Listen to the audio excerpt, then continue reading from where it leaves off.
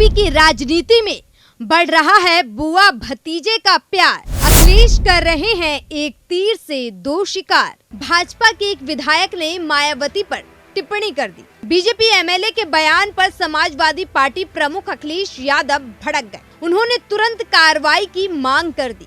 भतीजे के इस प्यार से भाव विभोर होकर मायावती ने अखिलेश का आभार जताया। बुआ भतीजे के बीच इस प्यार को देखकर राजनीतिक गलियारों में कयास लगने शुरू हो गए हैं। दोनों नेताओं के बयान के मायने भी निकाले जाने लगे हैं। तो पहले ये जान लीजिए कि क्या माजरा था जिस पर बुआ और भतीजा साथ आकर कार्रवाई की मांग करने लगे। दरअसल एक टीवी डिबेट के दौरान मथुरा की माड सीट से बीजेपी विधायक राजेश चौधरी ने मायावती को लेकर कह दिया कि मायावती जी 4 बार यूपी की सीएम रही हैं, इसमें कोई संदेह नहीं है।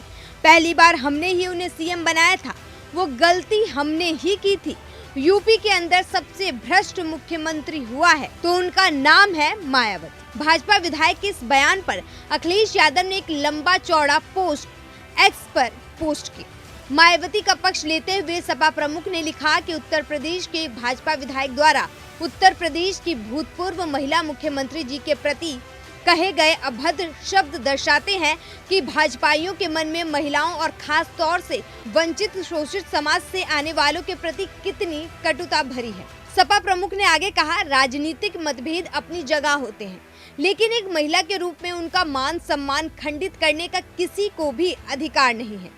भाजपाई कह रहे हैं कि उन्हें मुख्यमंत्री बनाकर हमने गलती कर दी थी। ये भी लोकतांत्रिक देश में जनमत का अपमान है। बिना किसी आधार के ये आरोप लगाना कि वो सबसे भ्रष्ट मुख्यमंत्री थी, बेहद आपत्तिजनक है।